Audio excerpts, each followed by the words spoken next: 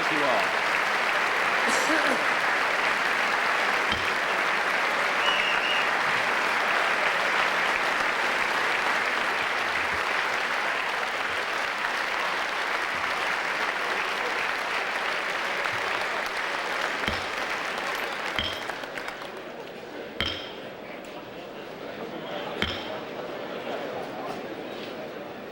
Ladies and gentlemen, I have the high honor, and I count it a distinct privilege, to present the President of the United States.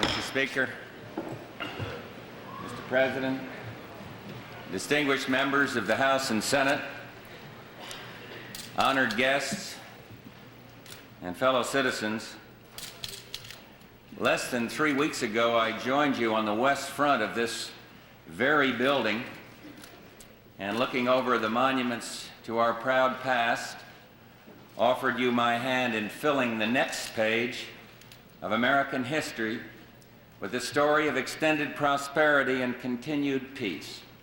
And tonight I'm back to offer you my plans as well. The hand remains extended, the sleeves are rolled up, America is waiting, and now we must produce. Together, we can build a better America. It is comforting to return to this historic chamber. Here, 22 years ago, I first raised my hand to be sworn into public life. So tonight, I feel as if I'm returning home to friends, and I intend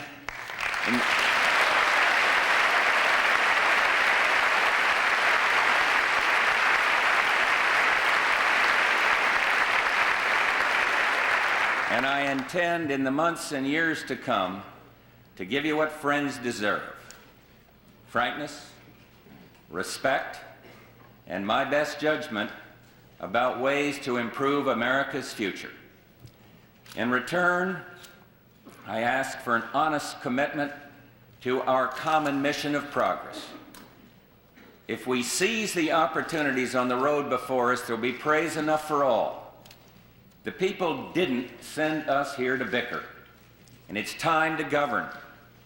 And many presidents have come to this chamber in times of great crisis: war, depression, loss of national spirit. And 8 years ago, I sat in that very chair as President Reagan spoke of punishing inflation and devastatingly high interest rates and people out of work, American confidence on the wane. And our challenge is different. We're fortunate. A much-changed landscape lies before us tonight, so I don't propose to reverse direction. We're headed the right way. But we cannot rest. We're a people whose energy and drive have fueled our rise to greatness. And we're a forward-looking nation. Generous, yes, but ambitious as well. Not for ourselves, but for the world. Complacency is not in our character. Not before, not now, not ever. And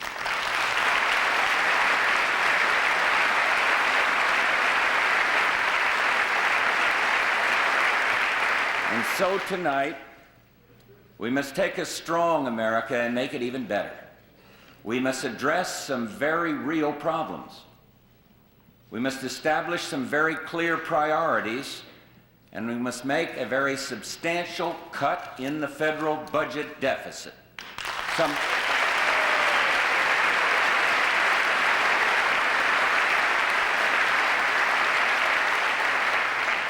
Some people find that agenda impossible. But I'm presenting to you tonight a realistic plan for tackling it. My plan has 4 broad features: attention to urgent priorities, investment in the future, an attack on the deficit, and no new taxes.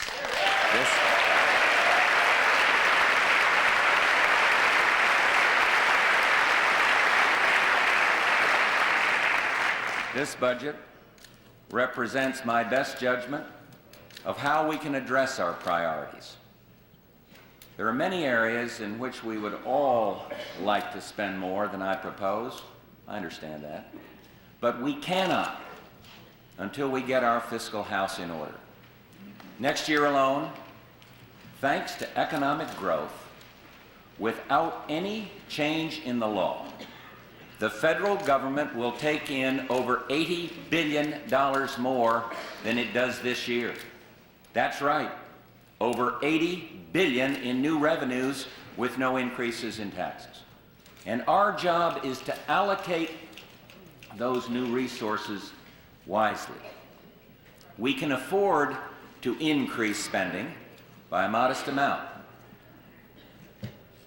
but enough to invest in key priorities and still cut the deficit by almost 40% in 1 year. And that will allow us to meet the targets set forth in the Graham-Rudman-Hollings law. But to do that, we must recognize that growth above inflation in federal programs is not preordained, that not all spending initiatives were designed to be immortal.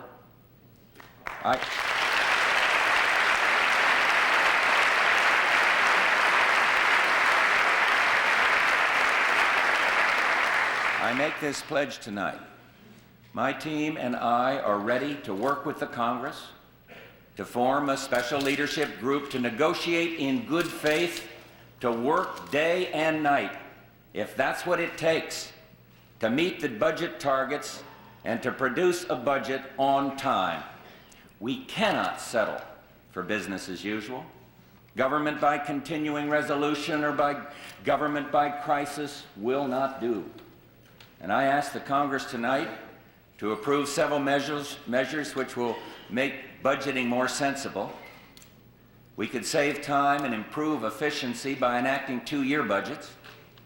43 governors have the line item veto. Presidents should have it too.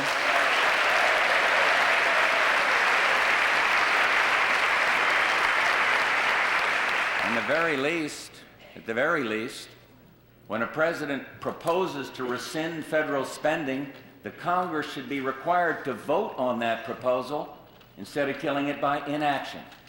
And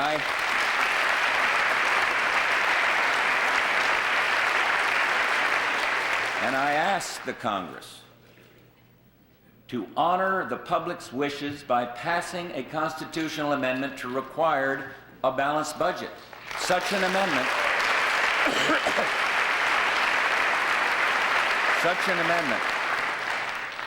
amendment, once phased in, will discipline both the Congress and the executive branch. Several principles describe the kind of America I hope to build with your help in the years ahead. We will not have the luxury of taking the easy, spendthrift approach to solving problems because higher spending and higher taxes put economic growth at risk. Economic growth provides jobs and hope. Economic growth enables us to pay for social programs.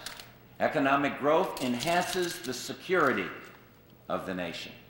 And low tax rates create economic growth. I believe in giving Americans greater freedom and greater choice, and I will work for choice for American families, whether in the housing in which they live, the schools to which they send their children, or the child care they select for their young.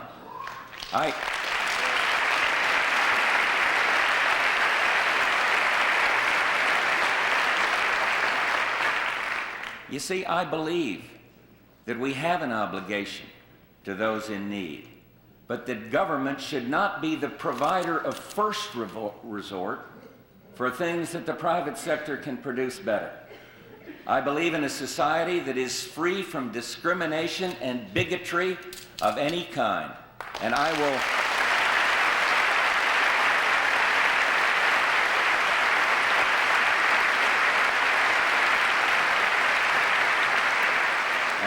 work to knock down the barriers left by past discrimination and to build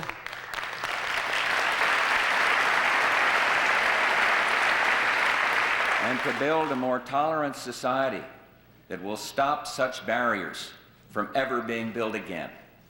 I believe that family and faith represent the moral compass of the nation, and I'll work to make them strong.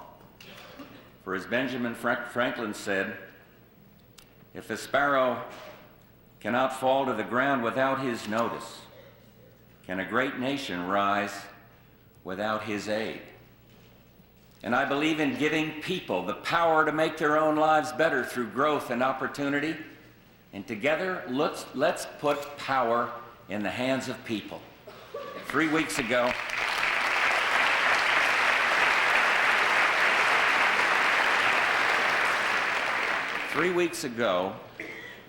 we celebrated the bicentennial inaugural, the 200th anniversary of the first presidency.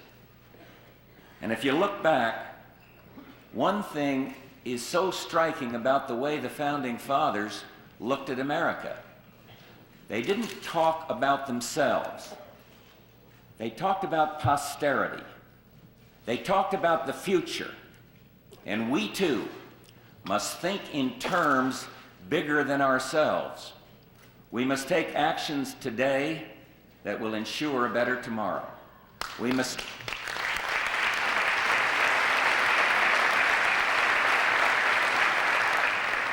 extend American leadership in technology, increase long-term investment, improve our educational system, and boost productivity. These are the keys to building a better future. And here are some of my recommendations. I propose almost $2.2 billion for the National Science Foundation to promote basic research and keep us on track to double its budget by 1993.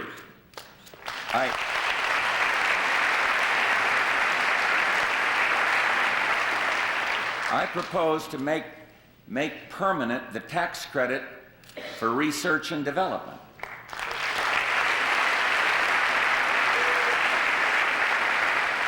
I've asked Vice President Quayle to chair a new task force on competitiveness, and I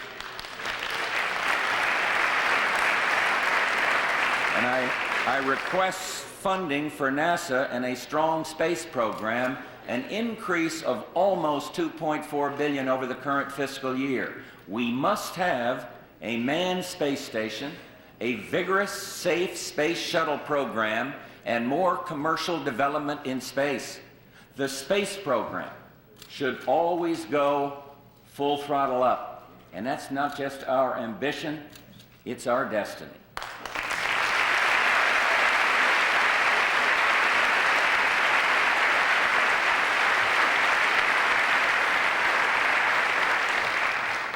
I propose that we cut the maximum tax rate on capital gains to increase long-term investment.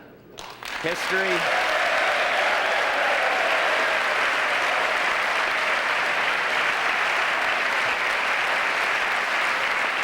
is clear.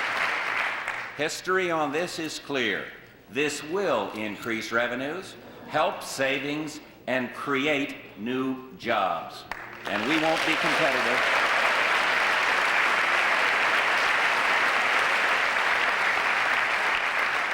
We won't be competitive if we leave whole sectors of America behind. This is the year we should finally enact urban enterprise zones and bring hope to the inner cities.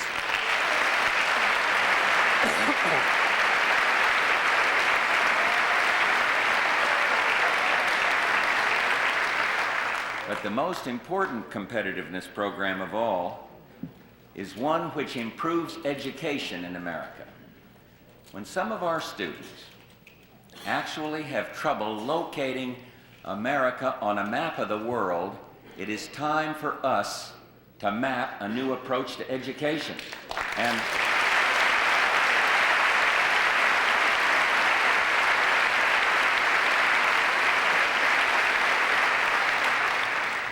we must reward excellence and cut through bureaucracy. We must help schools that need help the most. We must give choice to parents, students, teachers, and principals, and we must hold all concerned accountable. In education, we cannot tolerate mediocrity. And I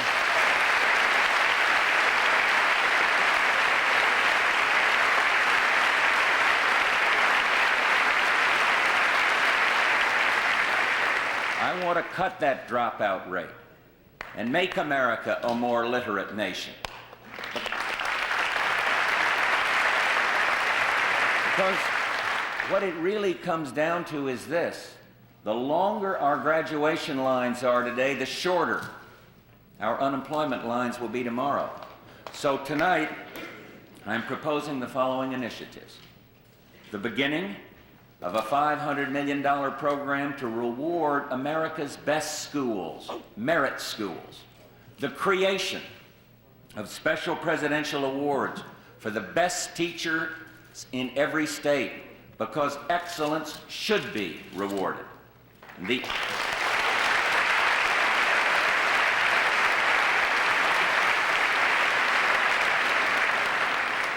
The establishment of a new program of national science scholars, one each year for every member of the House and Senate, to give this generation of students a special incentive to excel in science and mathematics. The expanded use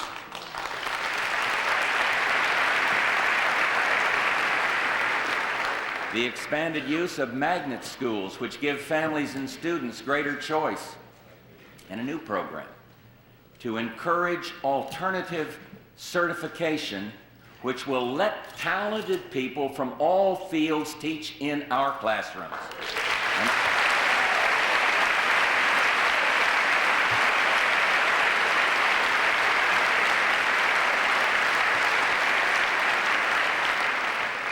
I've said I'd like to be the education president, and tonight I'd ask you to join me by becoming the Education Congress.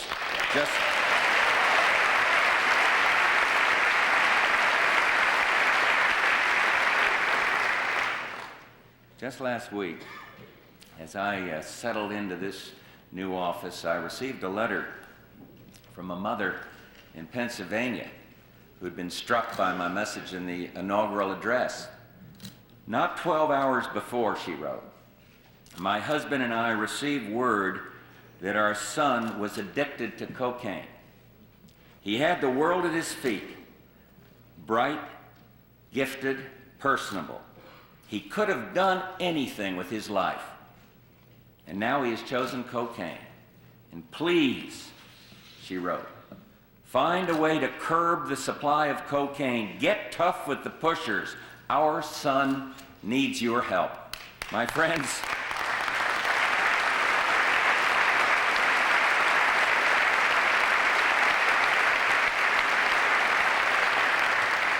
that voice crying out for help could be the voice of your own neighbor, your own friend, your own son. Over 23 million Americans used illegal drugs last year at a staggering cost to our nation's well-being. Let this be recorded as the time when America rose up and said no to drugs. The scourge of drugs must be stopped, and I am asking tonight for an increase of almost $1 billion in budget outlays to escalate the war against drugs.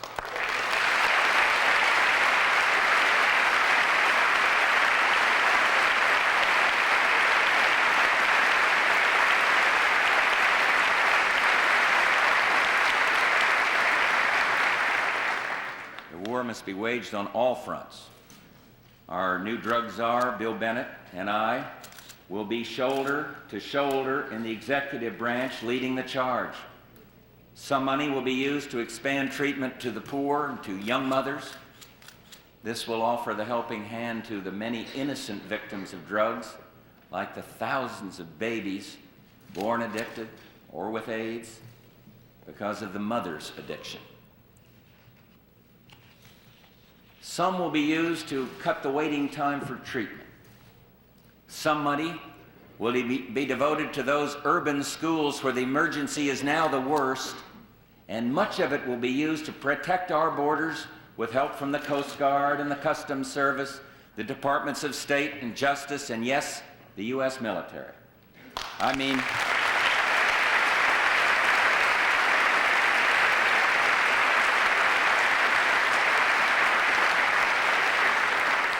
to get tough on the drug criminals, and let me be clear, this president will back up those who put their lives on the line every single day, our local police officers.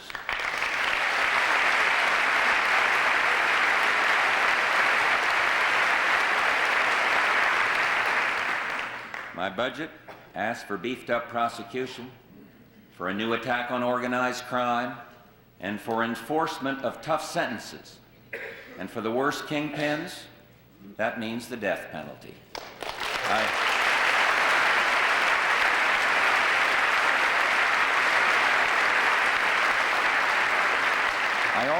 I also want to make sure that when a drug dealer is convicted, there's a cell waiting for him. And he should not go free because prisons are too full. And so let the word go out, if you're caught and convicted, you will do time. But for all we do in law enforcement, in interdiction and treatment, we will never win this war on drugs unless we stop the demand for drugs. So some of this increase will be used to educate the young about the dangers of drugs. We must involve the parents, we must involve the teachers, we must involve the communities, and my friends, we must involve ourselves, each and every one of us in this container.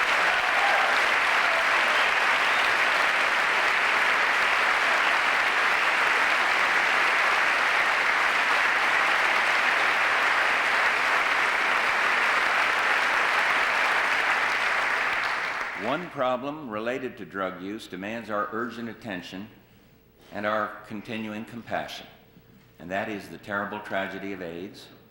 I'm asking for $1.6 billion for education to prevent the disease and for research to find a cure. If we're to protect our future, we need a new attitude about the environment. We must protect the air we breathe. I will send to you shortly legislation for a new, more effective Clean Air Act.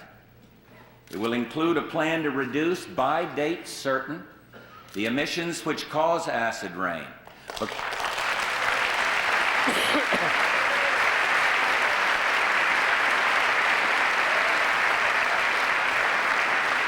Because the time for study alone has passed, and the time for action is now.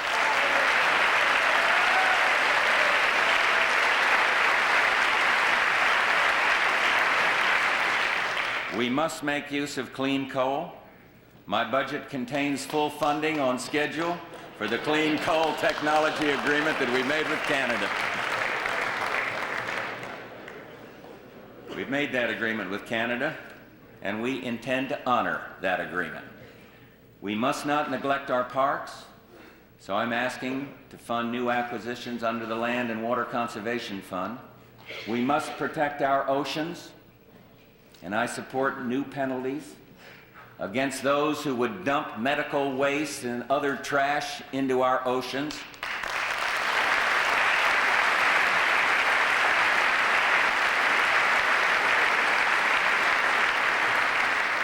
The age of the needle on the beaches must end, and in some cases, the gulfs and oceans off our shores hold the promise of oil and gas reserves which can make our nation more secure and less dependent on foreign oil. And when those with the most promise can be tapped safely, as with much of the Alaska National Wildlife Refuge, we should proceed. But we must use caution. We must respect the environment. And so tonight I'm calling for the indefinite postponement of 3 lease sales which have raised troubling questions, 2 off the coast of California, and 1 which could threaten the Everglades in Florida.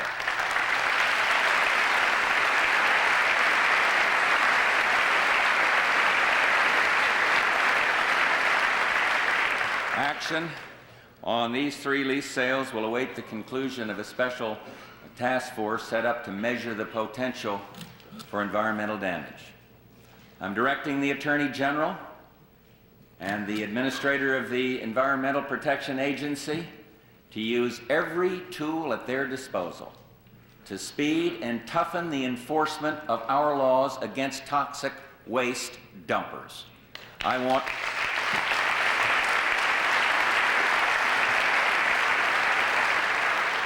want faster cleanups and tougher enforcement of penalties against polluters.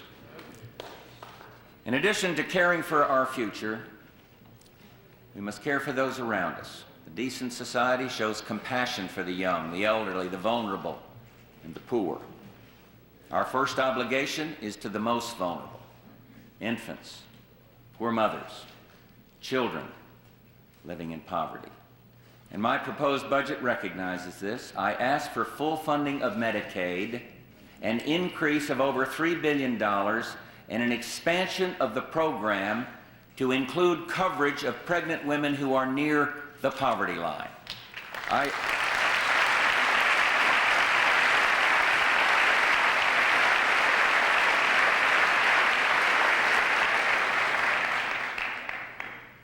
I believe we should help working families cope with the burden of child care. Our help should be aimed at those who need it most: low-income families with young children. I support a new child care tax credit that will aim our efforts at exactly those families without discriminating against mothers who choose to stay at home.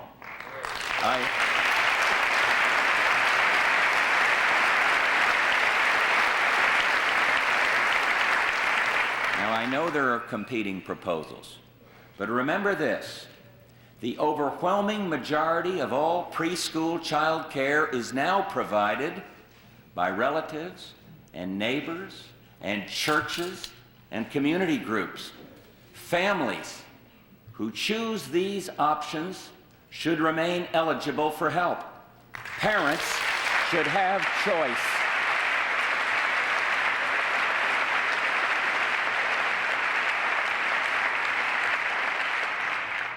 And for those children who are unwanted or abused, or whose parents are deceased, we should encourage adoption. I propose to reenact the tax deduction for adoption expenses and to double it to $3,000.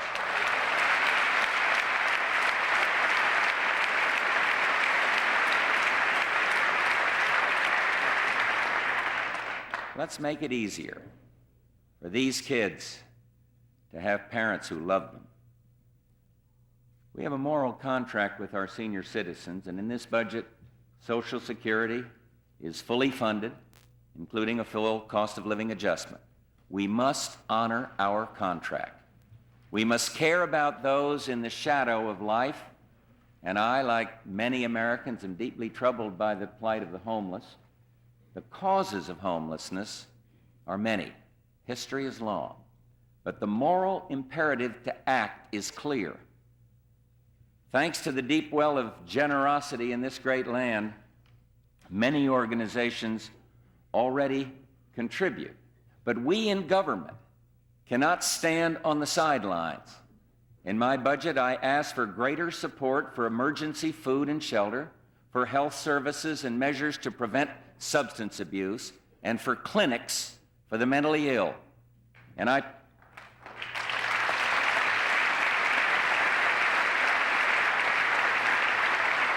propose a new initiative involving the full range of government agencies. We must confront this national shame. There's another issue that I've decided to mention here tonight. I've long believed that the people of Puerto Rico should have the right to determine their own political future. Personally, I strongly favor statehood, but I urge the Congress to take the necessary steps to allow the people to decide in a referendum.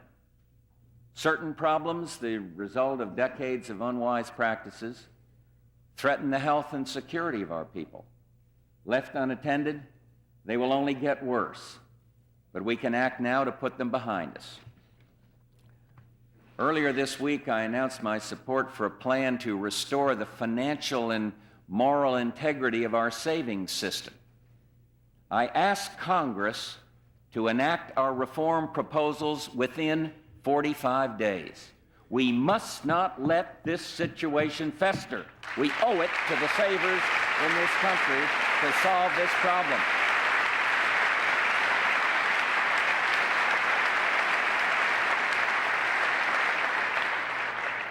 Certainly, the savings of Americans must remain secure. Let me be clear. Insured depositors will continue to be fully protected, but any plan to refinance the system must be accompanied by major reform. Our proposals will prevent such a crisis from recurring. The best answer is to make sure that a mess like this will never happen again. The majority of thrifts and communities across the nation have been honest. They've played a major role in helping families achieve the dream of home ownership. But make no mistake, those who are corrupt, those who break the law, must be kicked out of the business, and they should go to jail.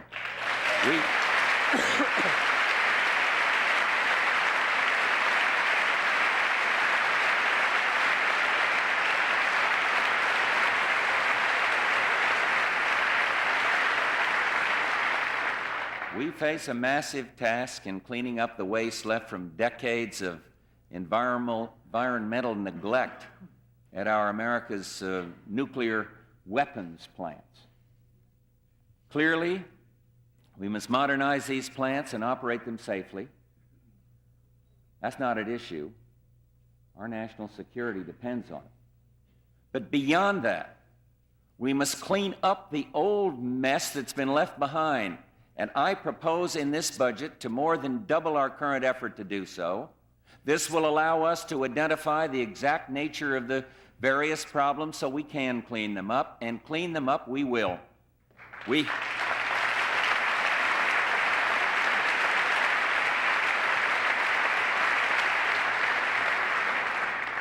been fortunate during these past 8 years. America is a stronger nation than it was in 1980. Morale in our armed forces has been restored. Our resolve has been shown. Our readiness has been improved. And we are at peace. There can no longer be any doubt that peace has been made more secure through strength. And when America is stronger, the world is safer. Most people don't realize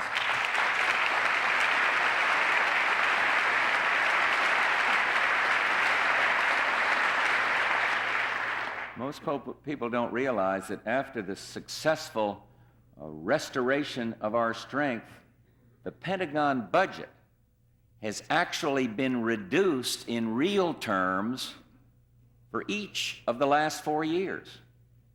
We cannot tolerate continued real reductions in defense. In the light of the compelling need to reduce the deficit, however, I support a one-year freeze in the military budget, something I proposed last fall in my flexible freeze plan.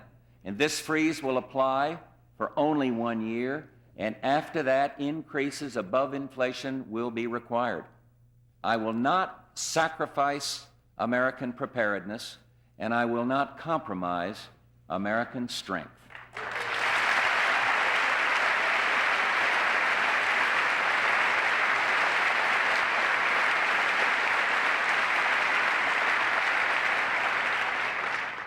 I should be clear on the conditions attached to my recommendation for the coming year.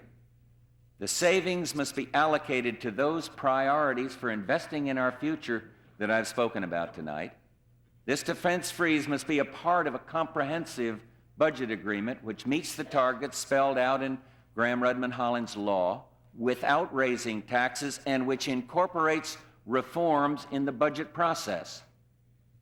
I have directed the National Security Council to review our national security and defense policies and report back to me within 90 days to ensure that our capabilities and resources meet our commitments and strategies. I'm also charging the Department of Defense with the task of developing a plan to improve the defense procurement process and management of the Pentagon, one which will fully implement the Packard Commission report. Many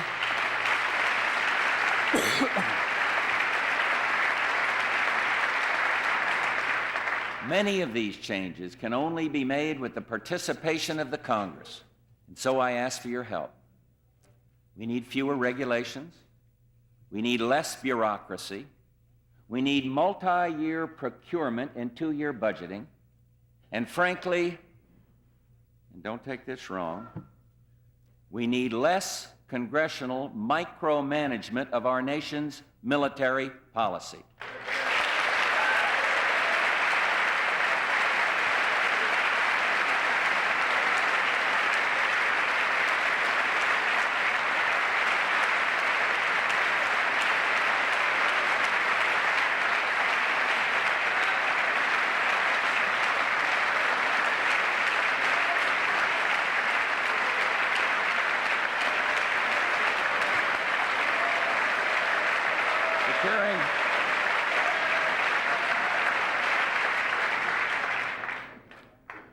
Detect a slight division on that question, but nevertheless.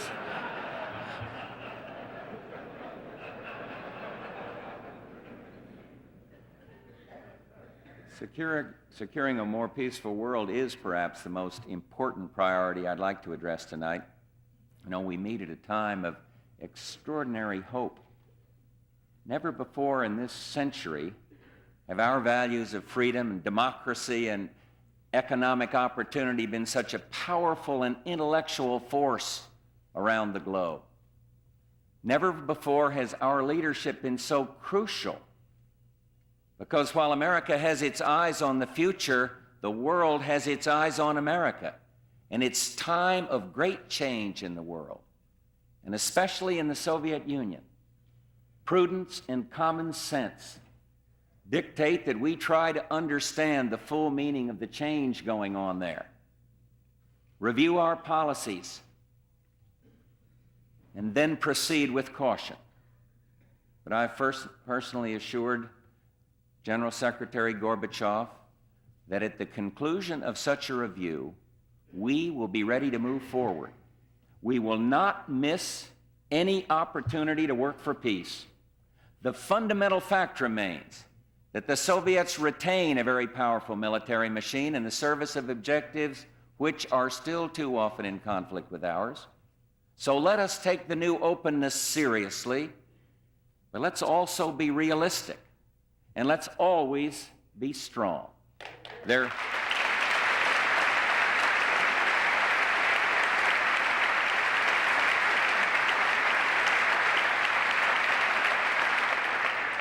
There are some pressing issues we must address. I will vigorously pursue the Strategic Defense Initiative, the spread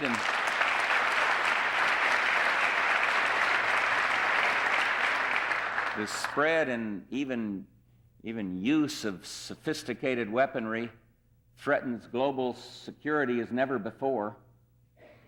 Chemical weapons must be banned from the face of the earth, never to be used again.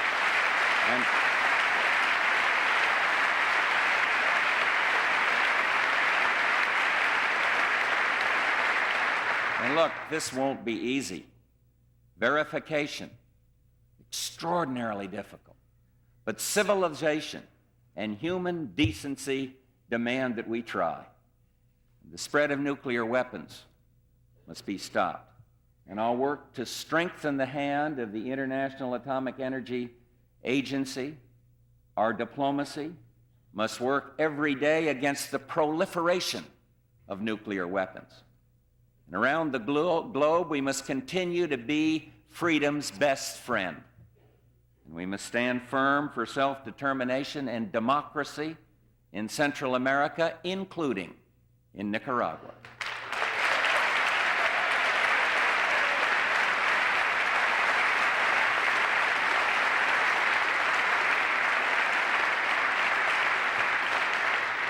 It is my strongly held conviction that when people are given the chance, they inevitably will choose a free press, freedom of worship, and certifiably free and fair elections.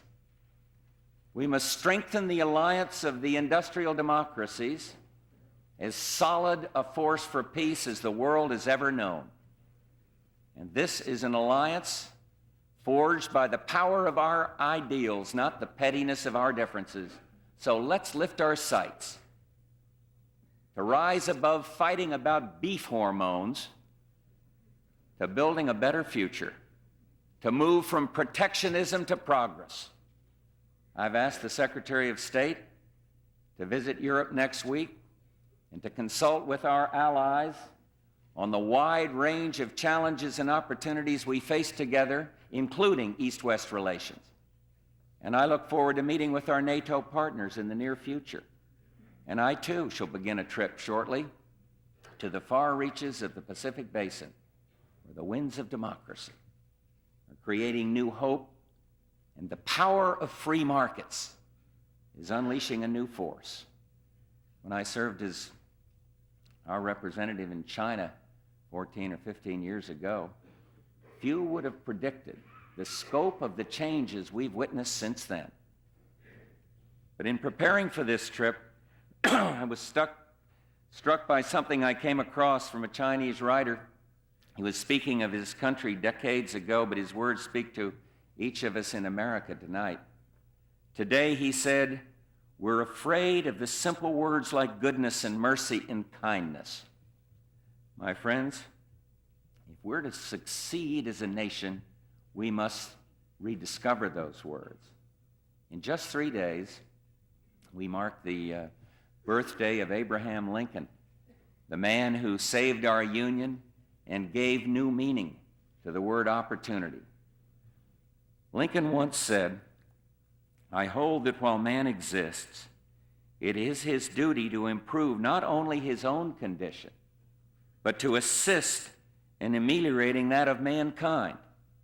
It is this broader mission to which I call all Americans, because the definition of a successful life must include serving others. And to the young people,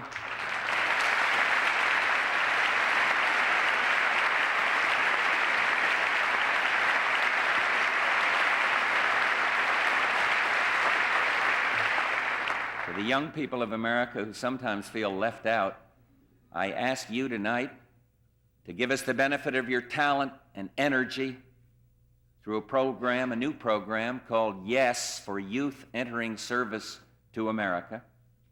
To those men and women in business, remember, the ultimate end of your work to make a better product, to create better lives. I ask you to plan for the longer term and avoid that temptation of quick and easy paper profits. To the brave men and women who wear the uniform of the United States of America, thank you. Your calling is a high one.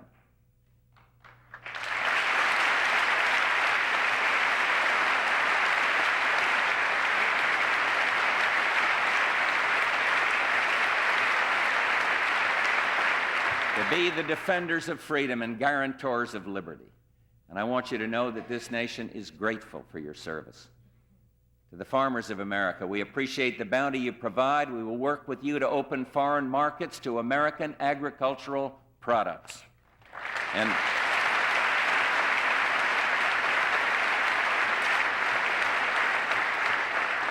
And to the parents of America, I ask you to get involved in your child's schooling.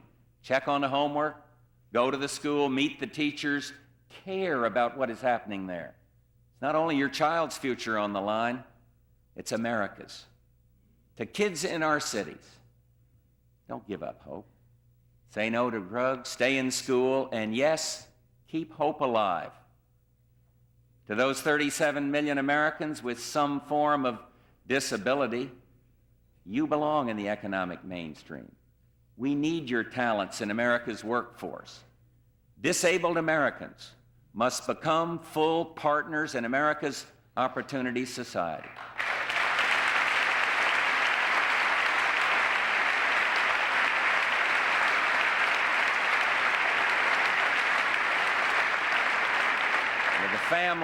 To the families of America watching tonight in your living rooms, hold fast to your dreams, because ultimately, America's future rests in your hands. And to my friends in this chamber, I ask your cooperation to keep America growing while cutting the deficit. It's only fair to those who now have no vote, the generations to come. Let them look back and say we had the foresight to understand that a time of peace and prosperity is not the time to rest, but a time to press forward, a time to invest in the future. And let all Americans remember that no problem of human making is too great to be overcome by human ingenuity, human energy, and the untiring hope of the human spirit. I believe this. I would not have asked to be your president if I didn't. And tomorrow, the debate on the plan I put forward begins, and I ask the Congress to come forward with your own proposals. Let's not question each other's motives. Let's debate. Let's negotiate. But let us solve the problem.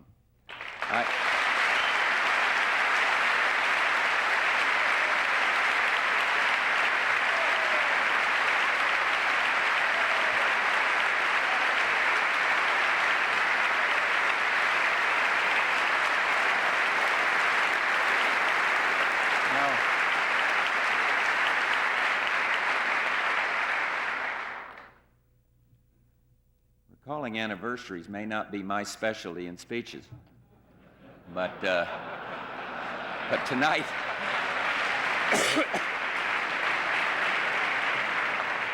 tonight is one of some note. On February 9th, 1941, just 48 years ago tonight, Sir Winston Churchill took to the airways during Britain's hour of peril. He'd received from President Roosevelt a hand-carried letter quoting Longfellow's famous poem, "Sail on, O ship of state, sail on, O Union strong and great. Humanity, with all its fears, with all the hopes of future years, is hanging breathless on thy fate."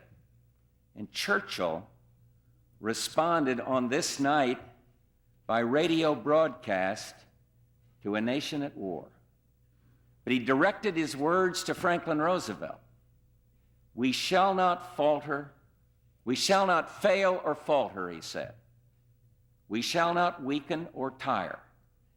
Give us the tools, and we will finish the job." Tonight, almost half a century later, our peril may be less immediate, but the need for perseverance and clear-sighted fortitude is just as great. Now, as then, there are those who say it can't be done. There are voices who say that America's best days have passed, that we're bound by constraints, threatened by problems, surrounded by troubles which limit our ability to hope. Well, tonight, I remain full of hope. We Americans have only begun on our mission of goodness and greatness. And to those timid souls, I repeat the plea: give us the tools, and we will do the job. Thank you, God bless you, and God bless America.